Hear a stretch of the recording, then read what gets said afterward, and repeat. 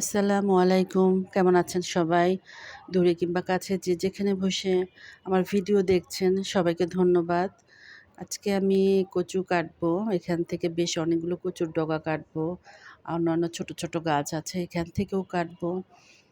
দেখেন অনেকগুলো লতি ধরেছে। লতিগুলোকেও আমি আরেকটু বড় হলে লতিগুলোকেও কাটবো। তো এই ভিডিওটা আমার বেশ অনেকদিন আগের। এতদিন ব্যস্ত ছিলাম। মেয়ে আ মেয়ে অসুস্থ ছিল, আমার বাসায় এসেছিল। আর ওরা উমরাতে যাবে। একটু টুকিটাকি মার্কেট ওর সাথে আমার একটু যাওয়া। এই কারণে আমি একটু ব্যস্ত ছিলাম। ভিডিওগুলো আমি আর ভয়েস দিতে পারিনি আর এডিটিং করতে পারিনি। এই কারণে আমার অনেকগুলো ভিডিও জমে গেছে। এখন একটা, একটা করে দিব ভাবছি। তো এই পাশে কচু ডগাগুলো কাটলাম। এই দেখেন লতিগুলো। দেখতে কি ভালো লাগে না?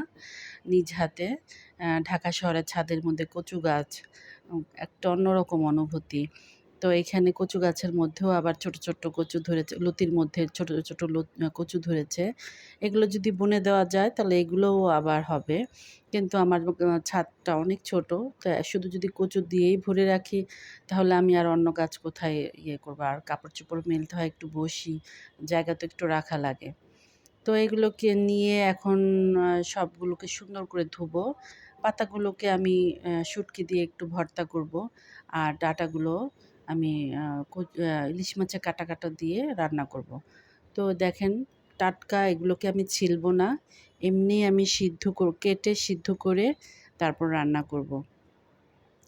তো মেয়ে অ্যা জন বাহিরে একটু বেড়াতে যাবে। তো এর জন্য বেড়াতে না উমরাতে যাবে আরকি। এর জন্য একটু কেনাকাটা, একটু টেইলার্সে যাওয়া। তো ওর সাথে আমি গিয়েছি। দেখা গেছে একটু ব্যস্ত ছিলাম। আর নাতনি আসলে তো ওকে নিয়ে আমার দিন কাটে। দেখা যায় যে ওকে নিয়ে আমার সময়, ওর খাওয়া, ওর গোসল, আ ওর ঘুম, ওকে নিয়ে একটু খেলাধুলা করা বা এখানে ওইখানে যাওয়া। আমার মার বাসায় যাওয়া, আমার বোনের বাসায় যাওয়া ওকে নিয়ে।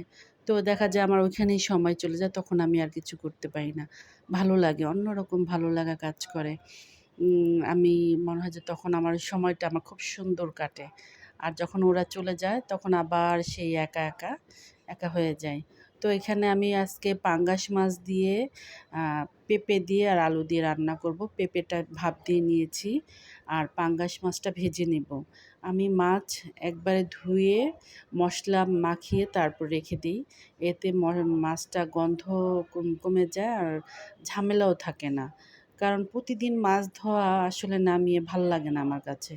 এর জন্য যেদিন মাছ আনে চেষ্টা করি সেদিনই ভালো করে ধুয়ে একদম লবণ আর লেবু দিয়ে ভালো করে ধুই যাতে গন্ধটা না থাকে। তারপরে আমি অ্যা মসলা একটু রসুন বাটাটা বেশি দিই, দিয়ে একটু হলুদ মরিচ দিয়ে মাখিয়ে রাখি লবণ-টবণ দিয়ে। তো এখন আমি মসলাটাকে ভালো করে কষাবো। ওই যে মাছ ভেজেছিলাম সেই মাছের তেল ছিল ওগুলো দিয়ে আরেকটু তেল দিয়ে এই মসলাটা কষিয়ে তারপর আলু দিয়ে কষাচ্ছি। তারপর পেঁপে দিয়ে দিব। পেঁপে ভাপ দিয়েছিলাম। ওই পেঁপের ভাপ দেওয়ার পানি সহ দিয়ে দিলাম। কারণ পানিটা না ফেলে দিয়ে দিলে ভালোই লাগবে। তো এটা দিয়ে আমি আর পানি দেইনি। এই পানিতে আমার পেঁপে তরকারিটা হয়ে যাবে। কিছুক্ষণ পর আমি মাছ বিছিয়ে দিব। এই চুলায় আমি কচুটা রান্না করার জন্য এই চুলায় পেঁয়াজ, রসুন বেশি করে দিয়েছি। ওটা হতে, হতে আমি এই পাশে আবার মাছগুলো বিছিয়ে দিব সুন্দর করে। বিছিয়ে দিয়ে ঢাকনা দিয়ে ঢেকে দিব। আম এই তারপরে আমি এই পাশে আবার কচুটা রান্না করব। কিন্তু কচুরটার মধ্যে হলুদ, মরিচ, ধনিয়া, আ সামান্য ধনিয়া দিব। উম মানে আমার ধনিয়া, জিরা এটা আর তেজপাতা একসাথে গুঁড়ো করা। তো ওইখান থেকে সামান্য পরিমাণ দিয়ে আদা বাটা দিব না। শুধু রসুনটা আমি কেটে দিয়েছি। সেটা দিয়ে ভালো করে অ্যা কষিয়ে তারপর কাটা দিয়ে ওটা দিয়ে আবার কষাবো। আসলে এটা সবাই রান্না করতে পারে। আমি আমার মতো রান্না করছি আর অন্যজনের মতো রান্না করে। আ ধনিয়া পাতা দিয়ে দিলাম। আ এটাও আমার ছাদ বাগানের ধনিয়া পাতা। বেশ সুন্দর ঘ্রাণ। টাটকা নিয়ে এসে প্রতিদিনই দেই একটু, একটু করে। তো এই পাশে আমার মাছটা কষানো হয়ে গেছে। তারপরে আমি দিয়ে দিলাম কচু সিদ্ধ করা। এটা দিয়ে ভালো করে নেড়ে-চেড়ে ভাজা, ভাজা করব। একদম ভাজা, ভাজা করলে গলায় আর লাগবে না, খেতেও ভালো লাগে। আমি কিন্তু দেখেন কচুগুলো একদম গলে গেছে। আমি কিন্তু কচুগুলো ছিলিনি, চামড়া সহই সিদ্ধ করেছি। একদম সুন্দর মমের মতো গলে গেছে। আজ এই পর্যন্তই রাখি। আগামীতে আবার নতুন একটি ভিডিও নিয়ে আসবো। আল্লাহ হাফেজ।